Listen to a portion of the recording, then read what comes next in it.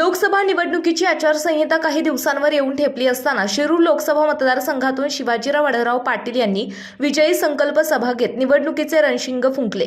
मुख्यमंत्र्यांच्या माध्यमातून करोडो रुपयांचा निधी हडपसरमध्ये आणणाऱ्या प्रमोद नाना भानगिरे यांनी आगामी विधानसभा निवडणुकीसाठी दंड ठोपटले आहेत। शिवसेना हडपसर विधानसभा मतदारसंघाच्या वतीने विजयी संकल्प सभा माळवाडी विठ्ठल तुपे नाट्यगृहासमोर आयोजित करण्यात आली होती। या मेळाव्यास युवक आणि महिलांचा मोठा प्रतिसाद लाभला।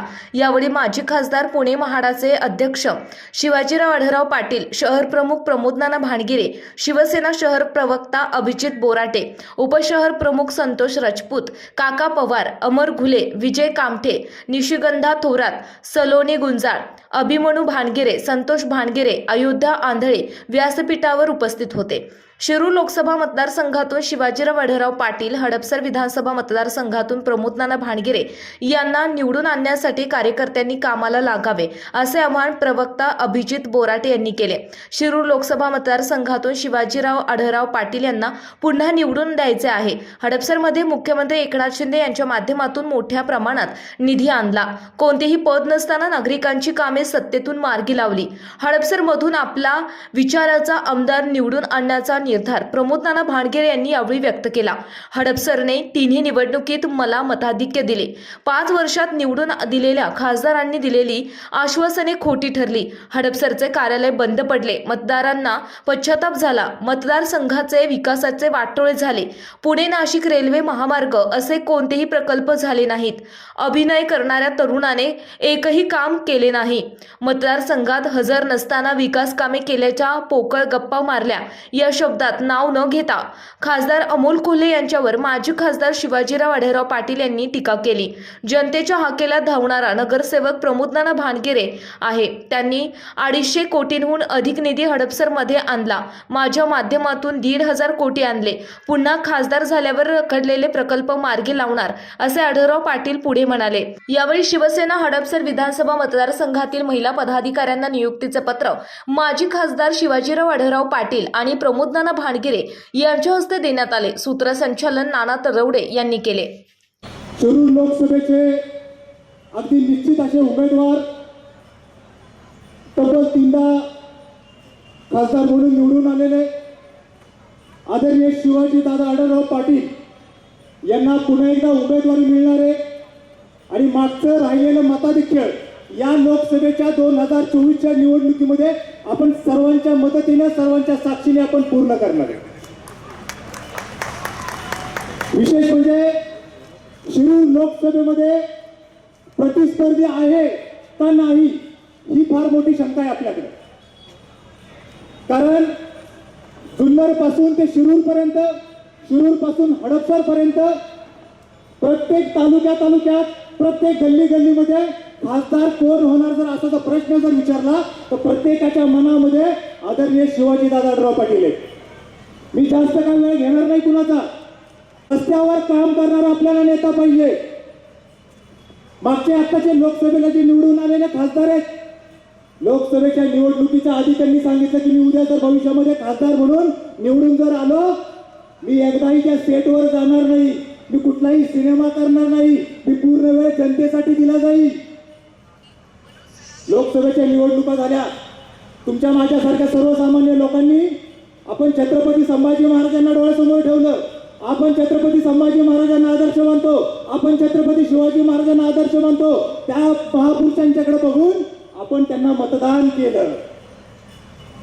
जुन्नर पासून शिरूर, शिरूर पासून हडपसर या ठिकाणी तो माणूस फिरलेला नाहीये आणि अशा माणसाला परत निवडून द्यायचं मुळीच नाही। लक्षात घ्या, 5 वर्षामध्ये एकदा निवडणुकीचा अधिकार मिळतो। निवडणुका हे देशाचं, राज्याचं, आपल्या कुटुंबाचं भवितव्य ठरवणारं हे मतदान करत असतं। त्यामुळे येणाऱ्या काळामध्ये आपल्याला मतदानामध्ये अजिबात गाफील राहता कामा नये।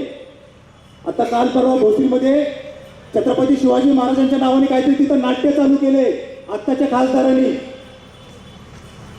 मागच्या 4.5 वर्षामध्ये शिवाजी महाराज आठवले नाहीत, मागच्या 4.5 वर्षामध्ये छत्रपती संभाजी महाराज आठवले नाहीत आणि तुम्ही आता तिथं भोसरीमध्ये तुम्ही कार्यक्रम घेताय।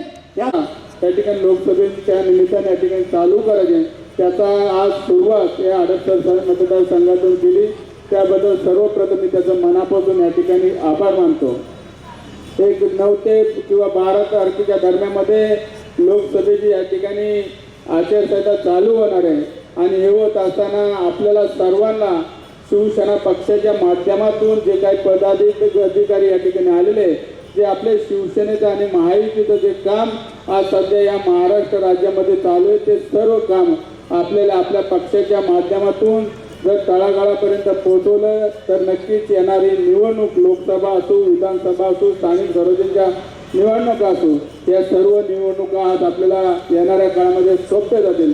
कारण दादा मागं जे काम करतात, दादाकडे एक व्हिजन आहे. हे पूर्ण शिरूर लोकसभा मतदारसंघामध्ये गेल्या 15 वर्षे ज्यांनी या लोकसभेमध्ये काम केलं, त्या दादांकडे एक व्हिजन आहे. म्हणजे प्रत्येक कामाचं एक डेव्हलपमेंट झाले पाहिजे, त्या भागामध्ये जे मूलभूत प्रश्न आहे ते सुटले पाहिजे, असं एक प्रकारचं व्हिजन दादांनी बनवलेलं आहे. मग हडपसर मतदारसंघामध्ये वाहतुकीचा प्रश्न असेल, पाण्याचा प्रश्न असेल, जे काय अनेक प्रश्न या ठिकाणी प्रबलित आहे ते सोडवण्याचं काम दादांनी आत्ताच या ठिकाणी व्हिजन बनवलं. मग त्या ठिकाणी मुंडवा केशवनगरची ट्रॅफिक असेल, हडपसरची ट्रॅफिक असेल, येणाऱ्या आजूबाजू गावांची ट्रॅफिक असेल, त्याचबरोबर भविष्य काळामध्ये या भागामध्ये जी वाढती लोकसंख्या आहे, ही वाढती लोकसंख्येच्या गरजेनुसार जो पाणी आपल्याला आज अल्प दरात मिळते, पाण्यात पुरवठा कमी होतोय, ते सर्व सुरळीत झाला पाहिजे. मग त्या भागामध्ये पाणी सुरळीत कसं होईल, मग त्या भागात आलेल्या नवीन गावामध्ये त्या ठिकाणी टाक्यामध्ये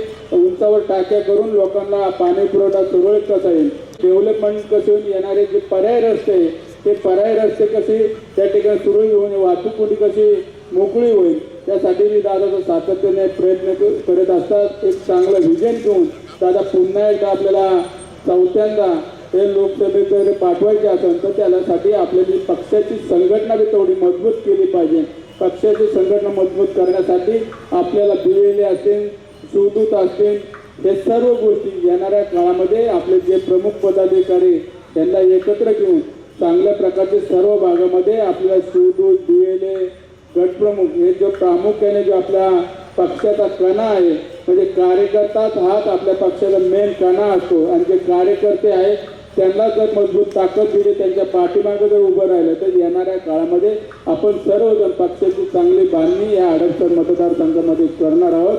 नक्कीच दादा या लोकसभेमध्ये पुन्हा एकदा उमेदवार असतील, मनामध्ये कुठलीही शंका ठेवू नका. कारण येणाऱ्या काळामध्ये पण पुन्हा एकदा आपल्याला दादांना या लोकसभेमध्ये निवडून आणण्यासाठी आपण सर्वजण तर आपल्या पायाला भिंगरी लावून येणाऱ्या काळामध्ये जेव्हाही लोकसभेची आचारसंहिता लागेल आणि निवडणूक होईपर्यंत आपण सर्वजण थोडा वेळ काढून आपण या पक्ष बांधणीसाठी, दादांच्या निवडणुकीसाठी आपण सर्वांनी सज्ज राहायचे. एवढंच आजच्या कार्यक्रमाच्या निमित्ताने सर्वांना ग्वाही देतो. आणि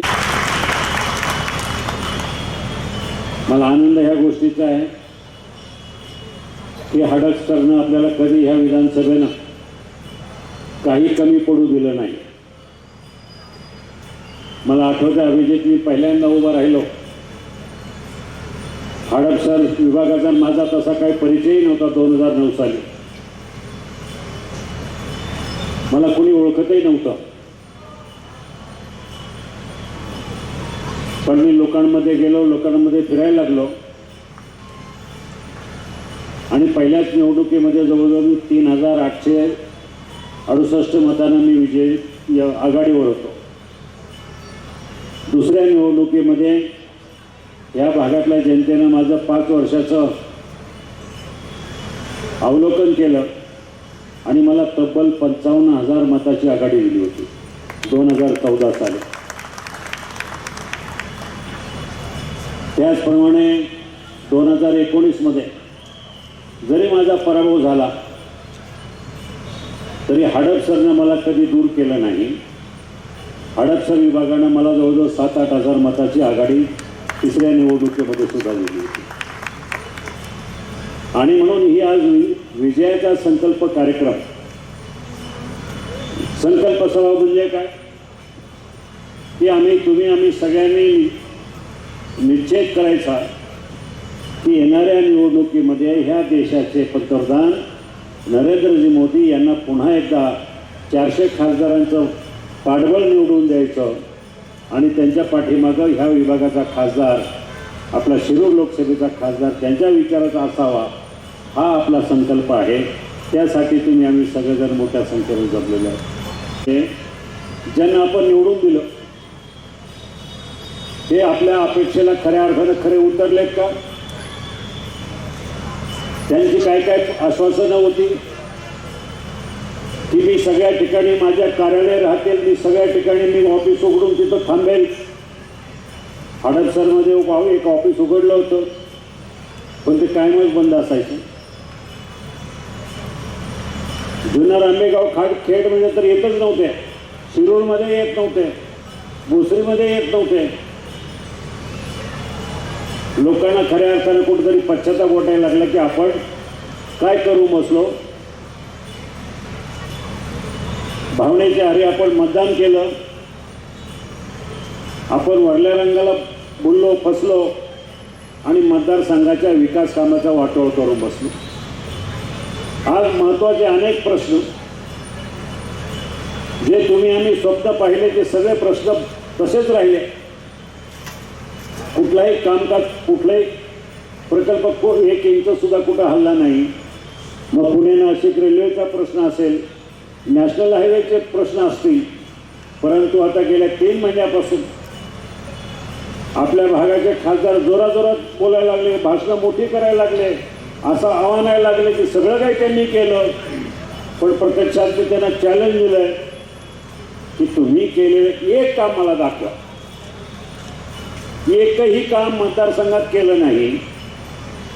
त्यांनी शब्द दिला होता की मी निवडून आल्यानंतर मालिका आणि चित्रपट विश्वाचा रामराम करेल, पण त्यांनी माझ्या या शिरूर लोकसभेतल्या जनतेलाच रामराम केला आणि सांगितलं आता मला वेळ नाही.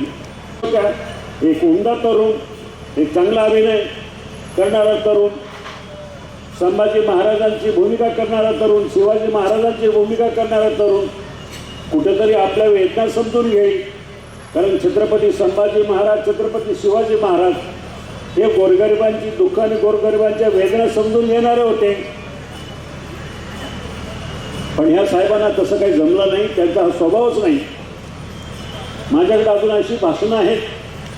त्यांनी सांगितलं की खासदाराचं काम गल्लोगल्ली फिरायचं नसतं, खासदारांचं काम गावोगावी जायचं नसतं, खासदारांचं काम लोकांना भेटायचं नसतं, खासदारांचं काम दिल्लीमध्ये बसायचं आणि मोठी भाषणं करायची, असं हे खासदारांचं काम असतं, असं ते नागरिक शास्त्राचा हवाला देऊन सांगत होते. पण आता तेच खासदार